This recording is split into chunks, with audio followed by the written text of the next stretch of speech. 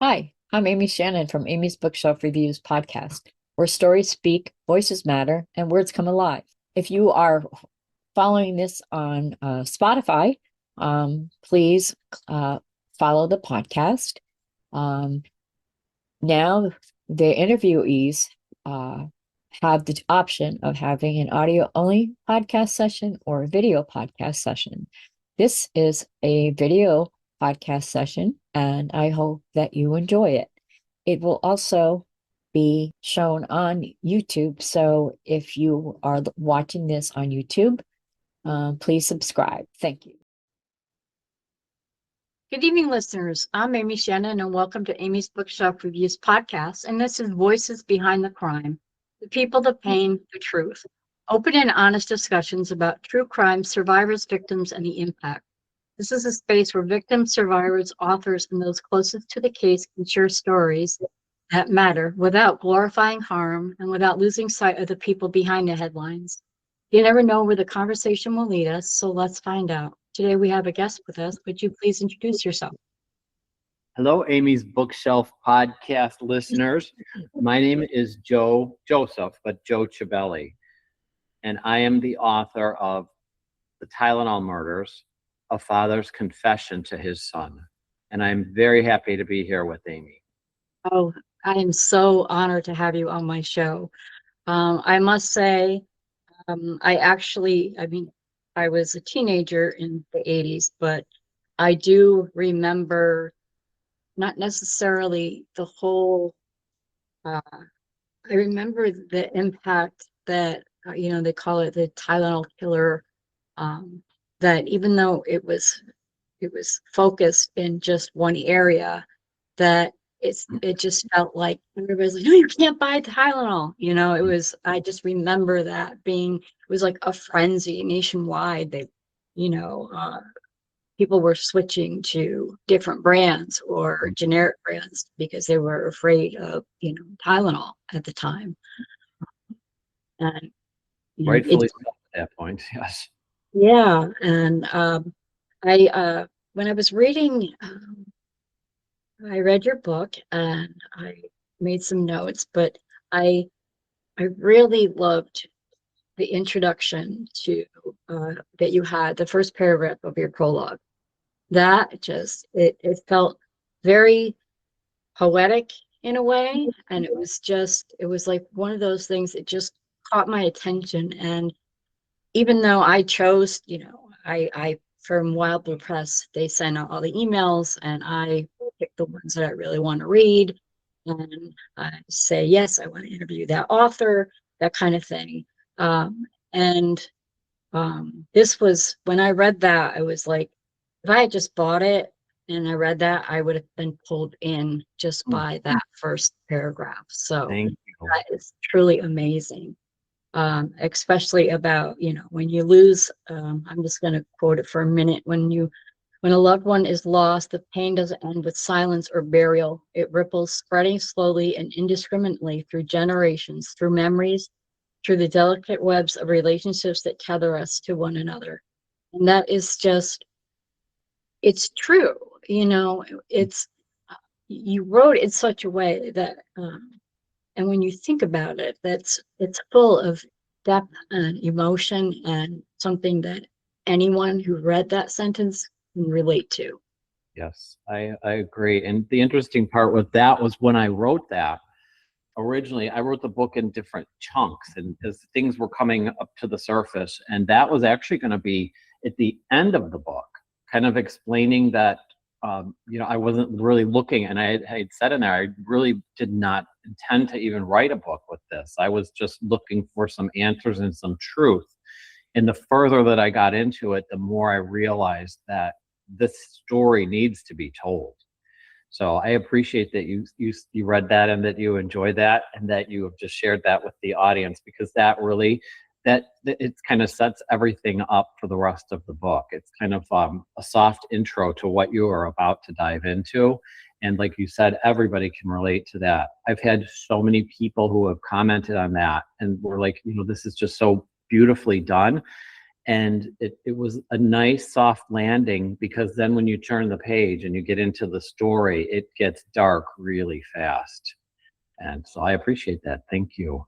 You're welcome. And I know that, when you grow up in an abusive home, even if one of your parents who is the abuser isn't criminal, just growing up in that, it impacts you, whether it's for good or not for good.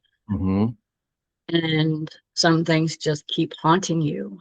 My father was abusive to my mother. She would never let him put his hands on us. Mm. Eventually, my father and I, we made our peace, and we had a great adult relationship. Uh, he's in end-stage dementia now, so he doesn't even know who I am. But I was lucky that I was able to have that with him. And it's kind of like, I remember growing up thinking, I love my dad because I have to, but I really don't like him. It was like, that was like, I never say the H word, Right. because that is like to me, it's an ugly word. Mm-hmm. And once you say it, you can't unsay it. Right. Hate is a 4-letter word, and it is ugly. And I think you can connect with this because you kind of had opened this up, and I think it was lovely that when you are growing up, and I'm sure that so many of your listeners have grown up in an abusive situation of some sort, and if they didn't grow up in it as an adult, you may encounter that. And I will tell you from my firsthand experience that when growing up, we had a lot of abuse in our house, and it was rampant. And I wrote a lot about it in the book. But when you are living in that environment, I don't know, I still haven't figured out if it's conscious or unconscious, but you learn to protect your abuser. I don't know if you had that experience, but you learn in a way that you don't want to expose them. So I went through my whole life watching my father. And as I got to the point with this book, I felt like I need to protect him, even though we had no relationship and he was abusive. But when he made his deathbed declaration, the very first thing that I thought of was, oh, I knew this already. But then I kicked into that mode of, well, I need to protect him because I need to protect the family. So I really originally started out looking for any exculpatory evidence that would say there's no way that he did this. It's impossible. And that is what led me down the path of writing the book, was because every time that I looked for some exculpatory evidence for anything that would say he couldn't have done this, he didn't do this, I found 5 more things that pointed back to him having done this. So I agree, and I think your listeners understand that a dynamic that happens within an abusive situation. So Oh, definitely. My mother wasn't one that made an excuse. She would she told people this was the 80s. mm-hmm. And so, and I at one point, and I learned this years after she had passed away, that in the middle of it, she wrote a letter to her father asking for help on how to get out. And he said, take care of yourself. It was like, you're not getting any help from me. I'm not going to tell you what you can and can't do. Oh. So my mother was raising 5 children. And even though my father was around, he was there, but he wasn't there. Mm-hmm. And if he got mad, then we ran and hid. My mother took it until she couldn't, and she would leave.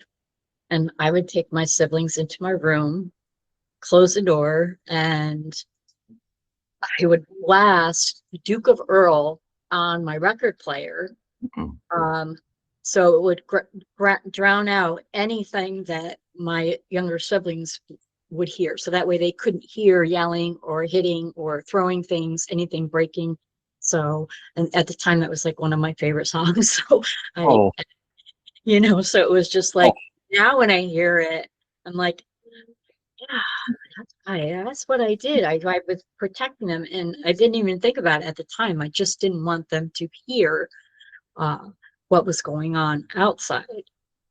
so I have to ask you this then. How do you feel if you hear that song now? Do you feel like that song still takes you back there, or have you moved into a position of power back in listening to that song and it giving you a sense of accomplishment?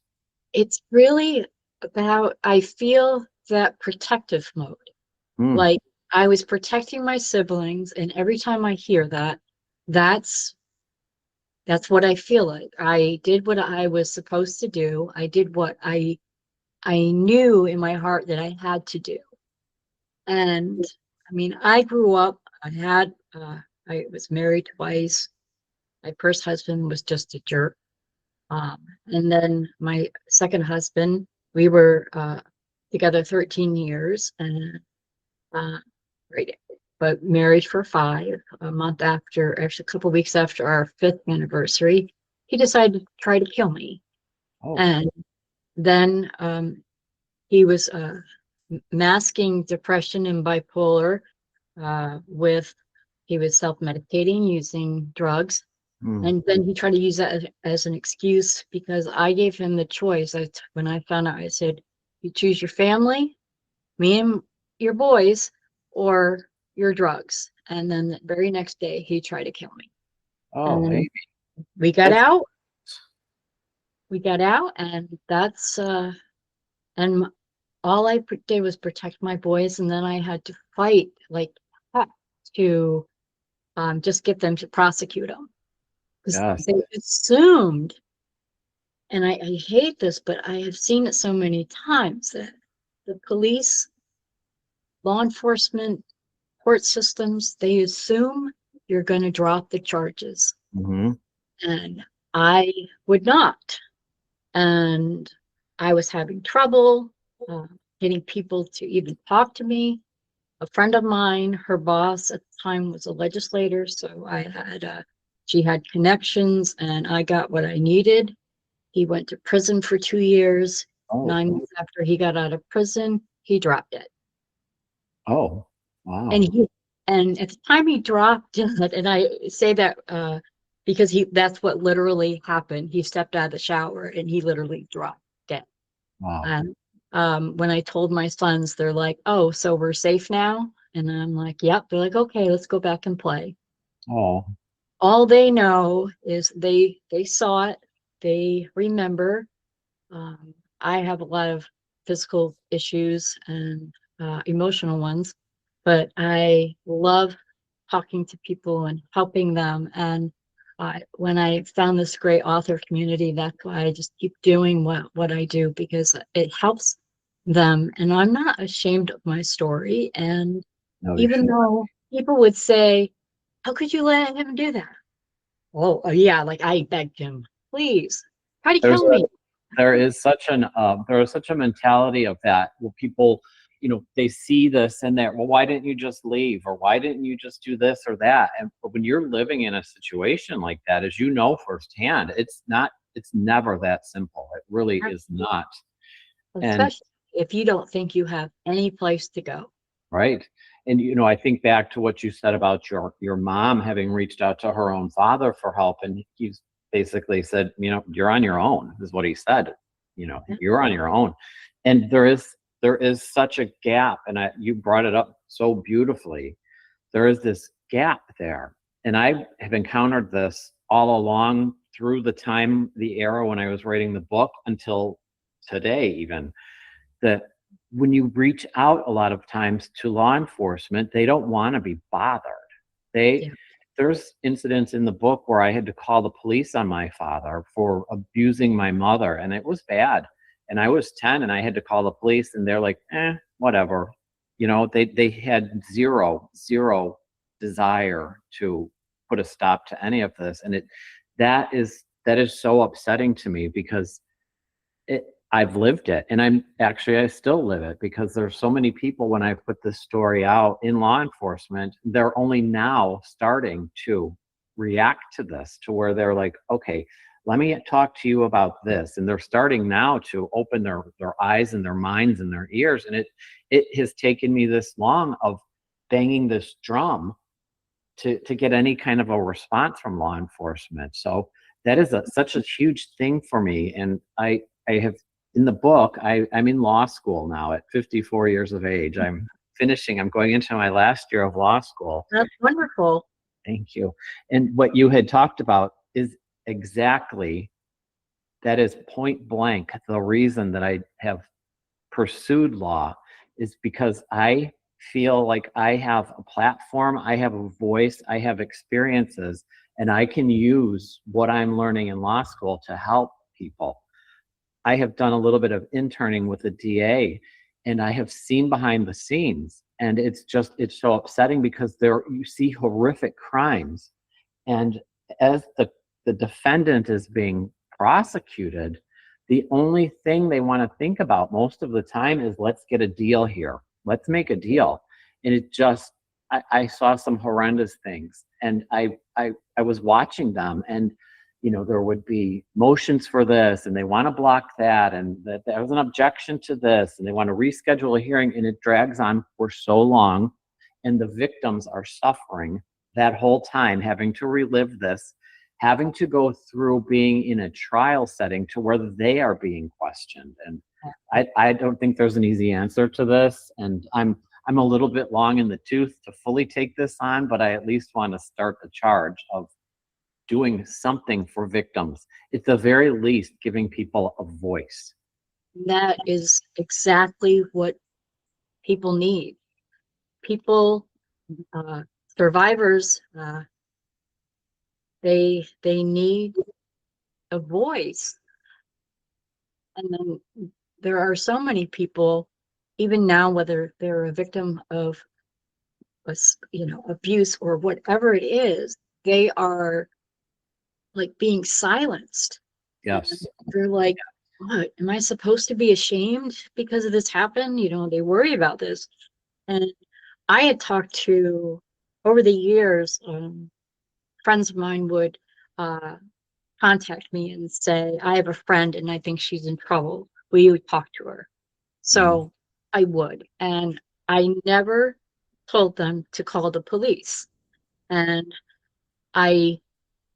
because I told them, they're like, why didn't you just say, oh, call the police like everybody else would say? I'm like, because it's your choice.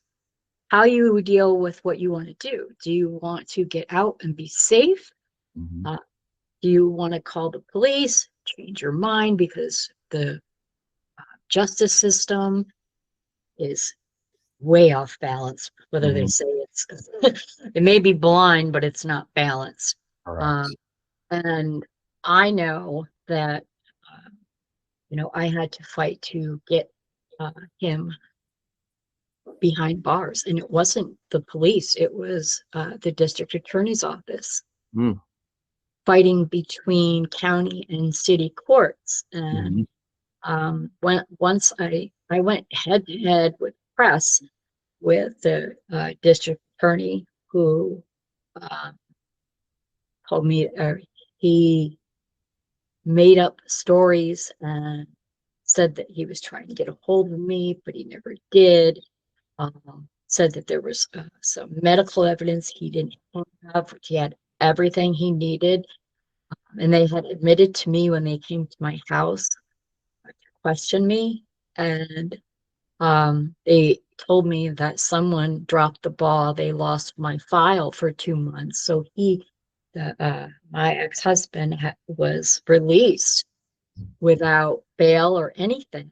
And then they're like, oh, we don't know if we have enough to go to the grand jury. And then I went to the press the day after the press conference. I get a call from the district attorney, and they said, normally we would serve you with a summons, but we don't have enough time. Can you come in tomorrow for the grand jury? We need you to testify. And I'm like, yep. And yeah, it was like yeah, they told me that the press conference would do something, and it did. Especially since it also ran. We have the 24-hour news, so it was on every hour. Hmm? My story, and Oh, wow. that You really was, did. yeah, and that if it wasn't for that, I'd probably still be waiting for something to happen. And when it aired, the state troopers who had helped me, um, they're like, "Did we do something wrong?" And I'm like, "No, it wasn't you." And they double checked everything. I even sent them a thank you letter for saving my life. Mhm. Uh, and I received a nice letter back because it's, if you help me, you're going to get a big old thank you. Mhm.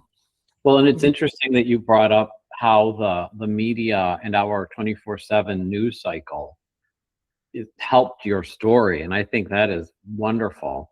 And I talk about in the book about 1982 when these murders were happening, we did not have a 24/7 news cycle, and that news was a choice. And if you wanted to watch the news, you sat in front of your TV at very specific times to watch the news.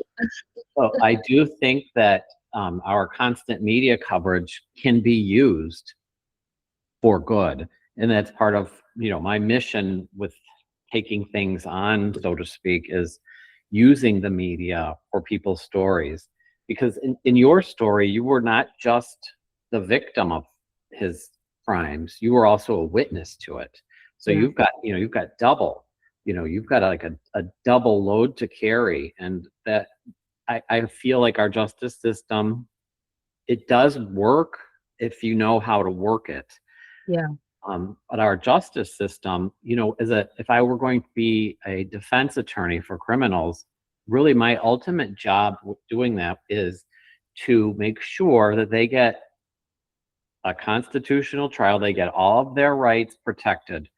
And it's so mind blowing because when the defendant was out committing their crime, whatever it may be, there was no concern for the victim about their constitutional rights or their their due process, let's say. It was completely violated, and then they get protected under this. And that so many times it's the victim that people look at like, well, you're nuts. That is something that comes up a lot is, it's you. And What even did worse, you do? our witnesses. Think about this, Amy, and I didn't talk about this in the book. This is something that I'm putting together currently. When you are a witness to a crime, let's just say you know that your significant other committed a really bad crime. You have inside knowledge to that, but you are not protected to be able to come forward and say that.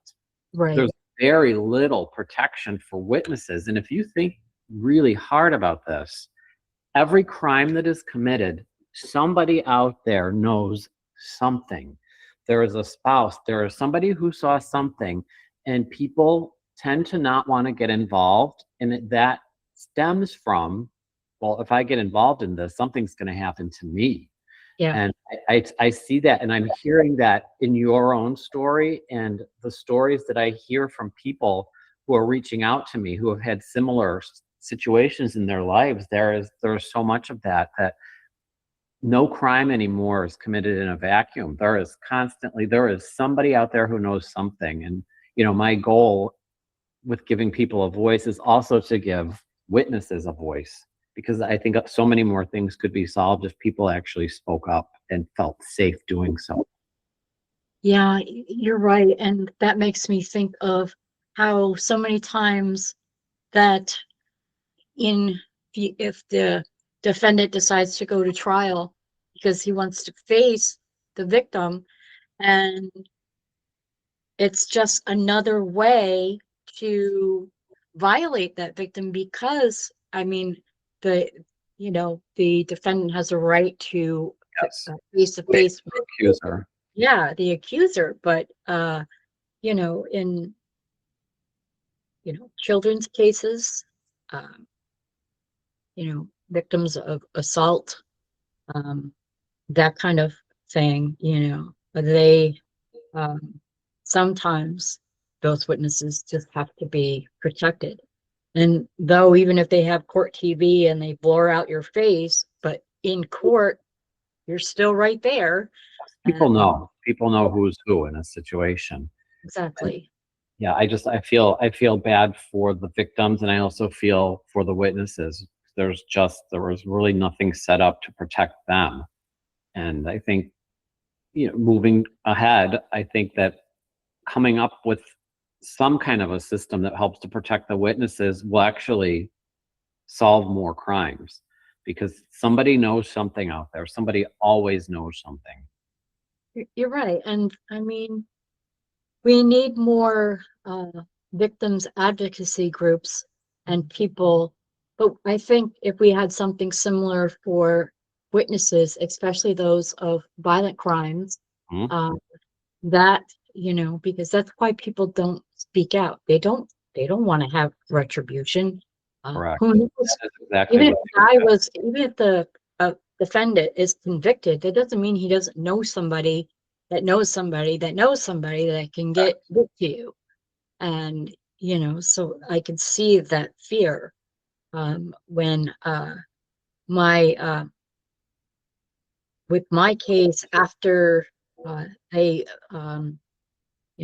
they the charges were 2 counts of felony assault. They asked I sat down with the DA and they asked about making a deal, and I'm like, well, let me know what you think would happen. And he said he would try and fail, but he would try to put my boys on the stand. And I'm like, nope, make a deal.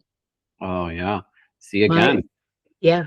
I And don't they know. were I don't know if your children were victims of his as well, but they were witnesses, and they were children, and there was no protection for them in this, no.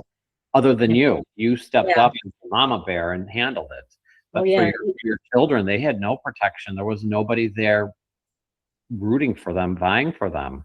Exactly. It's a sad thing. And yeah, and those, like, back to what you had said, the defendants, if they're truly a criminal, just because they're behind bars does not equal they don't have connections outside of there to Exactly. handle some business with some people who step forward. And it really is, it's a big gap that I have noticed, and I'm realizing it in our justice system, is witness protections. So yeah, I think your story just elaborates on that so much. I mean, I know that you're interviewing me on the podcast, but I'm actually taking notes on my end as well about what you're saying, because If you need more, you have any questions, you can always contact me. I had mentioned that I had gone on the press, but one of the things that I made sure of is that my boys were not involved at all. correct. Even though my twins, they were 6, and then my other son was 8. Um, and they all saw bits and pieces. And I was like, my kids are not involved. I never told anybody Mhm. officially that they saw anything. And I would not let them be even in the room when I was being interviewed. There were sometimes had to go out to be interviewed, or they interviewed me in my home, or people that came over because I had kids home from school. My kids were always in their room someplace else that were not involved, though I did always keep them updated on what was going on. And if they didn't want me to talk about it on the press, I would not have done it. I asked them. And 6-year-old kids are like, of course you're going to talk about him, Mom. He needs to go to jail. I mean, Oh, that's the thing, it's like he did something wrong. He needs to go to jail. And that was it. And you were on Team Mom. And how incredible are your children for, at 6 years of age, realizing that what this man had done is wrong, oh, and they'll still carry that with them. But I feel at the same time, they're carrying that, but they're also, your kids stood up to the system and said, you know what, this is wrong.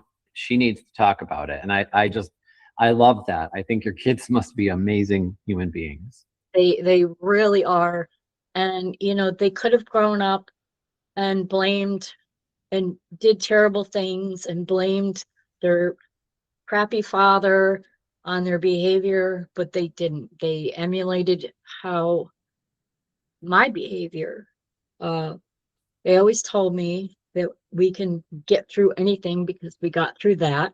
Mm-hmm. And sometimes I have those bad days where I'm like, and they're like, you could push through anything, Mom. They're like giving me the mom speech.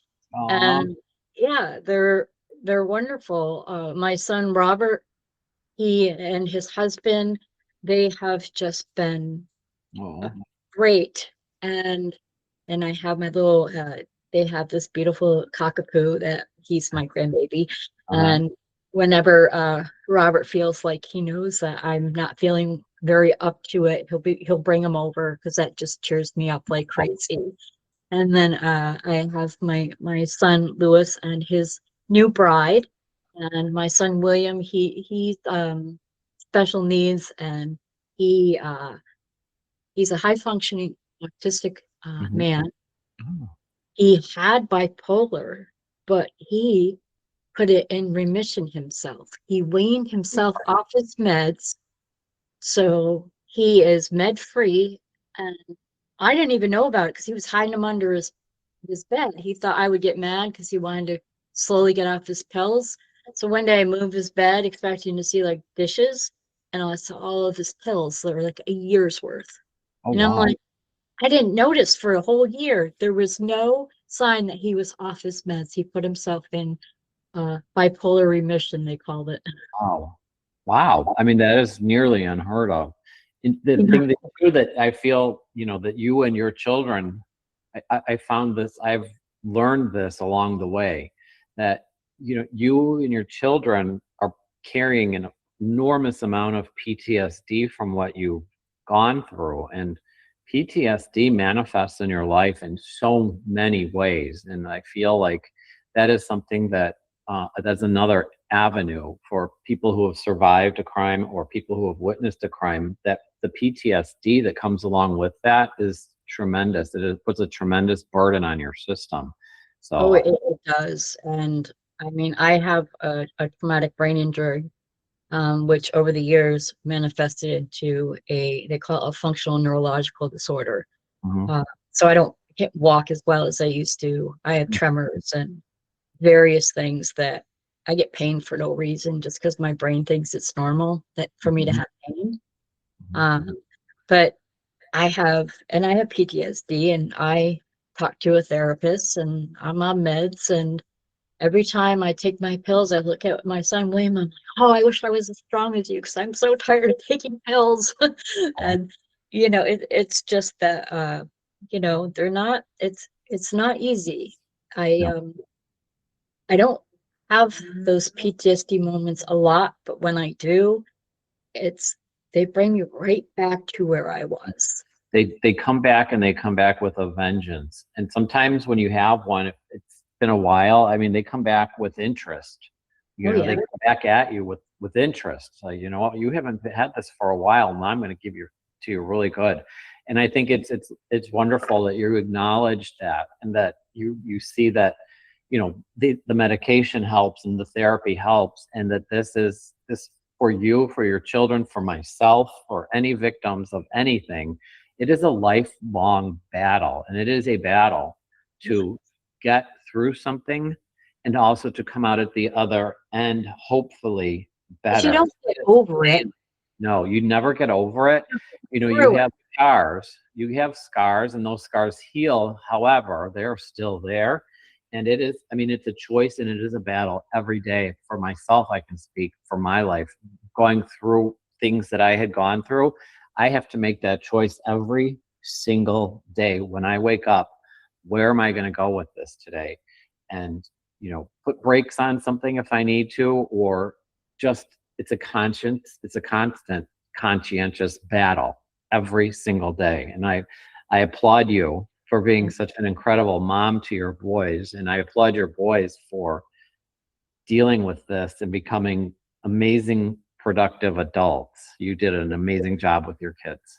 Thank you. I mean, it was the one thing that my mom always taught me was to be kind I and see not that on judge. your hat right now. Yeah.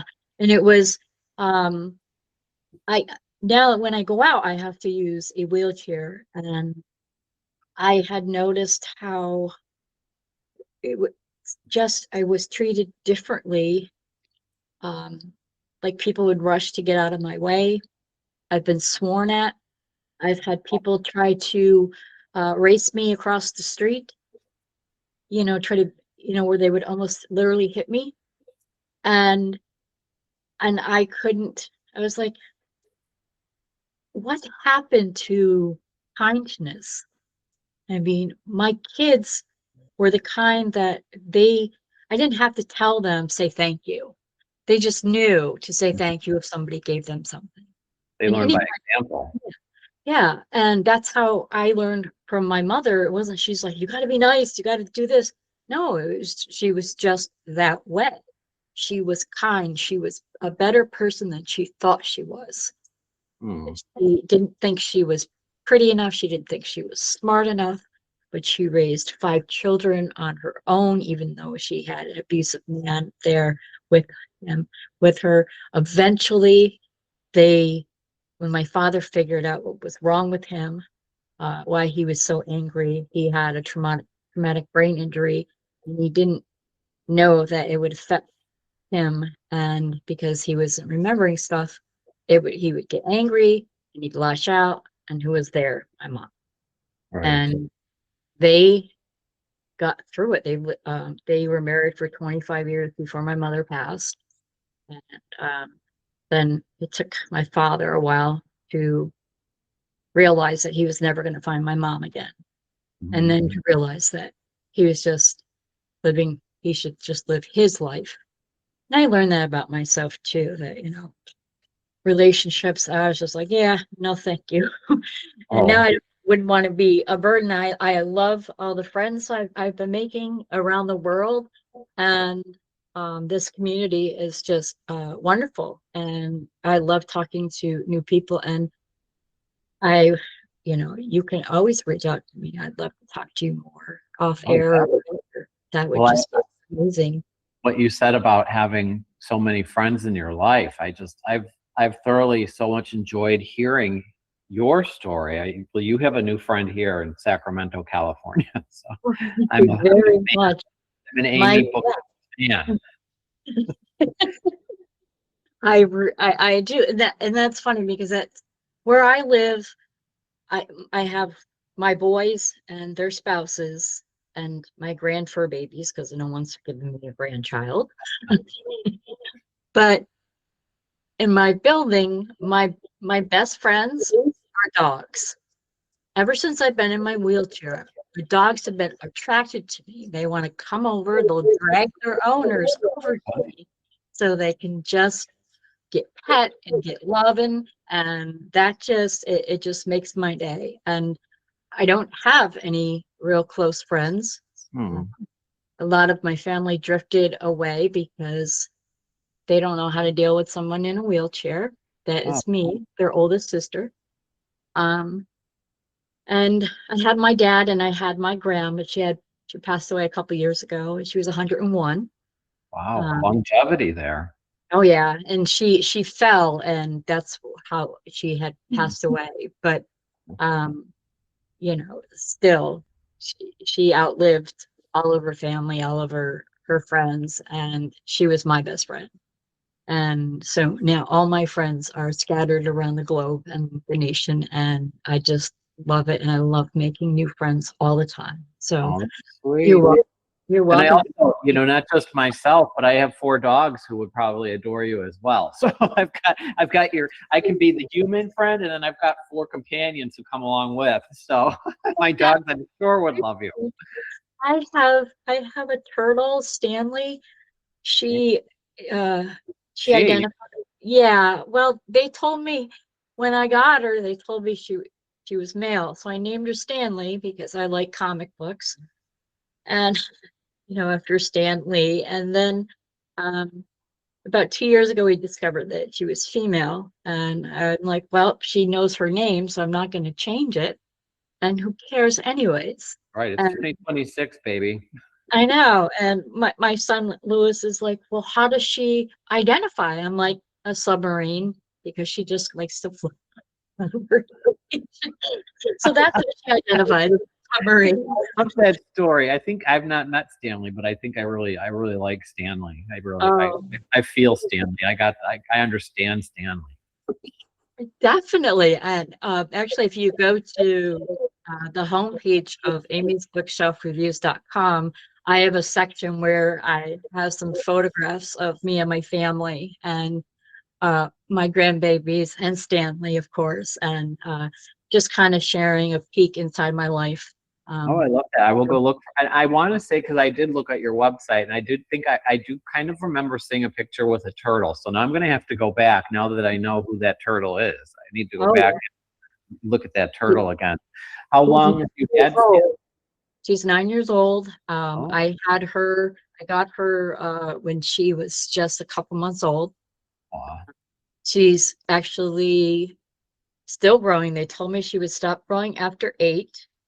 She's still growing, and they told me she would only get to be about 10 inches long. She's 21 from head to tail, at Oh, she's least. big. And she's big, and she's fast. Wow. I take her out so my son will clean her tank out, and I'll take her out and let her walk around the apartment. She scares the crap out of my cats. They literally, especially when she extends her neck, Oh, they literally run backwards, because they'd be like, wait a minute, she's supposed to be in her tank. And then she pushes her head out, and they're like, uh-oh. And then she's like, shoo, down the hallway. They're like, we're out of here. Stanley. Quit She- scaring the cat, Stanley. I know. Yeah. My two cats, Flash and Tan, they're both males, and they love each other very much. Well, it's, like I said, it's 2026. You be you, boo. I love it. Yeah, whatever. I don't care.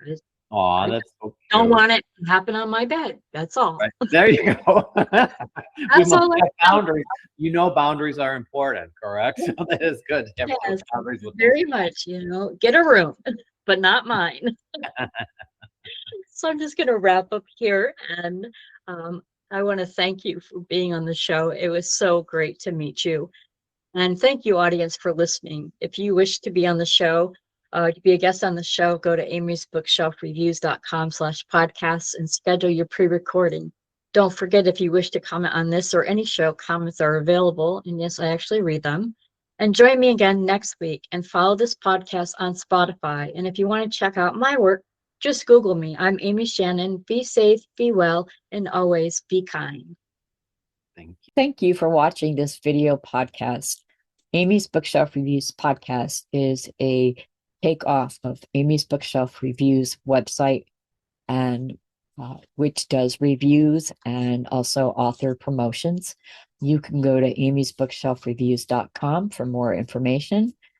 Thank you for watching, and please subscribe, follow, and keep listening. Thank you.